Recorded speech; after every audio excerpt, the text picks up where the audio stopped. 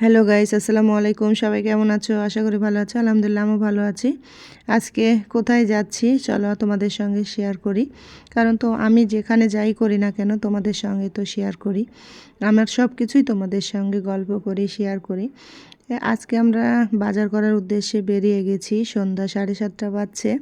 এখন চলে গেলাম মা মেয়ে সাহেব বাজারে। সাহেব বাজারে তো রাস্তায় যেতে লেগেই দেখছি তালাইমারি থেকে অনেক জ্যাম রাস্তায়। যেহেতু ইফতারির পর অনেকেই বাজার করতে ঢুকে, ছেলে মেয়ে, হাজব্যান্ড ওয়াইফ, ভাই বোনেরা সবাই বাজার করতে ঢুকে। আর এই টাইমটা তো বাজার করারই সময়। যেহেতু ঈদ ঈদ মানেই আনন্দ। 30টা রোজা করার পর যে ঈদটা আসে সবাই আমরা গরিব দুঃখী সবাই আমরা কিন্তু ভাগ করে নেব। তো যাই হোক, তোমাদের সঙ্গে গল্প করতে করতে আমি পৌঁছে গেলাম সাহেব বাজার। সাহেব বাজারের অবস্থাটা দেখো। যাই হোক, ঠাসাঠাসি করতে করতে ওভারব্রিজ পর্যন্ত পৌঁছালাম।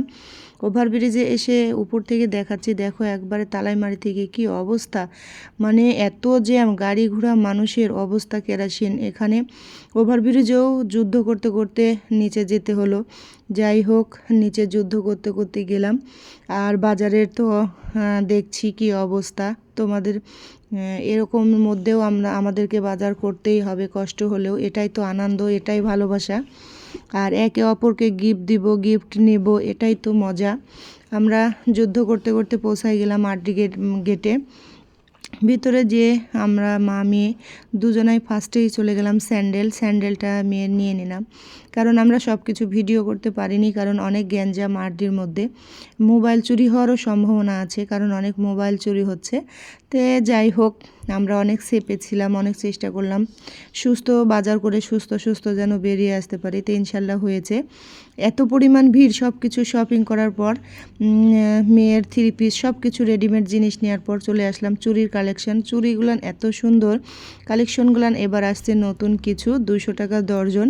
আমি এখান থেকে মেয়ের জন্য 2 দর্জন চুড়িও নিয়ে নিলাম। চুড়িগুলান কিন্তু অনেক সুন্দর, আমার খুবই ভালো লাগছে। দুঃখের বিষয় আমার হাতে চুড়ি হয় না, আর মেয়ের হাতে হয়। তো যাই হোক, কাচের চুড়ি কিন্তু আমার পরতে অনেক ভালো লাগে। হাত ভর্তি করে কাচের চুড়ি পরবো, কি যে মজা। আমার অনেক পছন্দের একটা জিনিস কাচের চুড়ি। তো যাই হোক, দুঃখের বিষয় আমার চুড়িটা হয় না। মেয়ের জন্য নিলাম, নিয়ে চলে গেলাম ছোট বাচ্চার জন্য ড্রেস কিনতে। ড্রেসটাও ভিডিও করি নাই, পরে মেয়ের বাচ্চার জন্য ড্রেস কিনে আমরা বেরিয়ে আসলাম। আসার পর দেখছি একই অবস্থায় আছে রাত 10টার পরেও।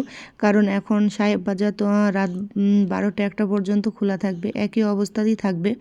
শহরে তো, গ্রামে তো অনেক কিছুই বোঝা যায় না। শহরে ঈদ মানেই আনন্দ, আর ঈদ মানেই যে খুশি, এটা আমরা সবাই জানি।